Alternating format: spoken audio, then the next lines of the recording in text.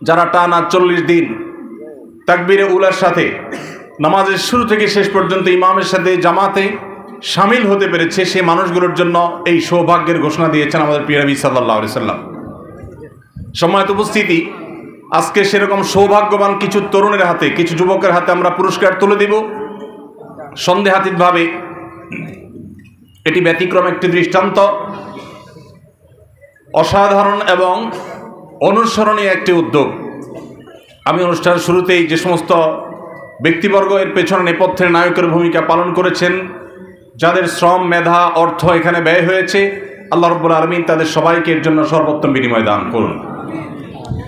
যে যুবক টানা 40 দিন জামাতের সাথে নামাজ পড়তে পারবে, সেই যুবক যে একজন পরিশ্রমী, তার মধ্যে যে নিয়মানুবর্তিতা রয়েছে, তার মধ্যে যে কোনো কাজে লেগে থাকার মানসিকতা রয়েছে, তার যে সময় জ্ঞান রয়েছে, তার যে আরও অনেক কোয়ালিটি রয়েছে, এই 40 দিন জামাতের সাথে তাকবীরে উলার সাথে নামাজে শামিল হওয়ার মধ্য দিয়ে সেটি সে প্রমাণ করতে পারে।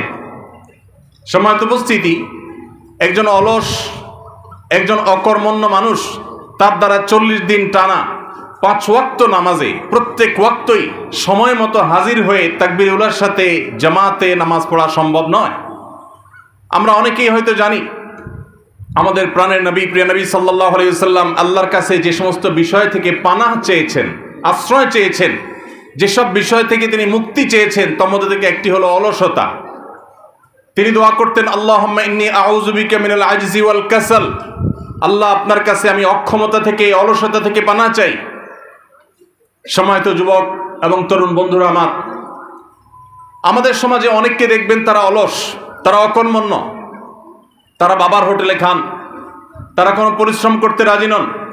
বিশেষ করে আমাদের এই অঞ্চলে, এ বৃহত্তর নোয়াখালী অঞ্চলে অনেকেরই ভাই বাবা বিদেশে আছেন, প্রবাসে আছেন, সেখান থেকে টাকা পাঠাচ্ছেন, আর দেশে যে আছেন সে টোটো করে ঘুরে বেড়াচ্ছেন, আড্ডাবাজি করছেন, চায়ের দোকানে, বিভিন্ন বাজারে বাজারে ঘুরছেন এবং ক্লাবে ক্লাবে ঘুরছেন এবং সময় নষ্ট করছেন।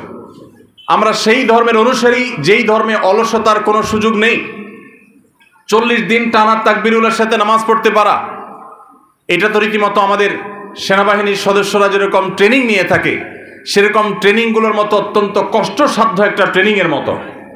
আমি আবারও বলতে চাই, টানা 40 দিন যিনি 5 ওয়াক্ত নামাজ নিয়মিত জামাতের সাথে আদায় করতে পেরেছেন, এই লোকটা পরিশ্রমী, এই লোকটার সময় জ্ঞান আছে, এই লোকটা অত্যন্ত সিরিয়াস যে কোনো কাজে, এবং তার মধ্যে অলসতা নেই, তিনি নিয়মানুবর্তী, আরও অনেক যোগ্যতা একসাথে তার মধ্যে রয়েছে। এই জিনিসকে তিনি প্রমাণ করতে পারছেন। আমরা যারা এই অ্যাচিভমেন্ট করতে পারি নাই, আমি আজকের অনুষ্ঠানের মাধ্যমে তাদেরকে বলবো, আসুন এর জন্য আমরা চ্যালেঞ্জ গ্রহণ করি।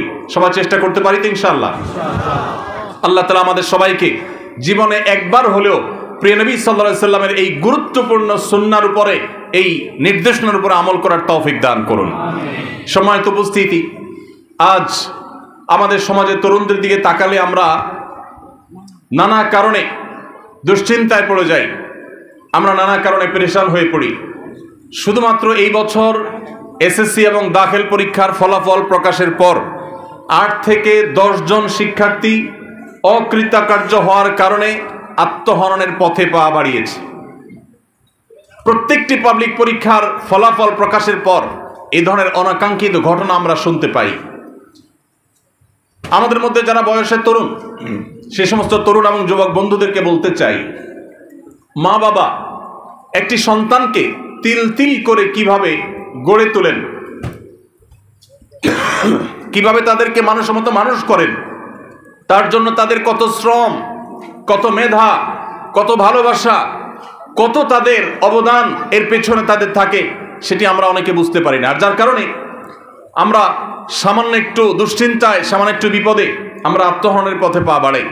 অথচ আমরা জানি ইসলাম যে সমস্ত বিষয়গুলোকে মহাপাপ হিসাবে, সবচেয়ে বড় অপরাধ হিসাবে গণ্য করেছে, সেই বড় অপরাধগুলোর মধ্যে থেকে একটা হলো আত্মহত্যা। আত্মহত্যা কেন মহাপাপ? কারণ একজন মানুষ আত্মহত্যা তখনই করে যখন সে সকল আশা ছেড়ে দেয়। একজন ইমানদার, তিনি কখনো নিরাশ হওয়ার কোনো সুযোগ নেই। ইমানদার কখনো আশা ছাড়তে পারে না। সমস্ত দুয়ার বন্ধ হয়ে গেলেও, সকল পথ বন্ধ হয়ে গেলেও, আমার দেয়ালে পিঠ ঠেকে গেলেও আল্লাহ রাব্বুল আলামিন ওই জায়গা থেকে আমাকে ব্যাক করাতে পারেন কি পারেন না?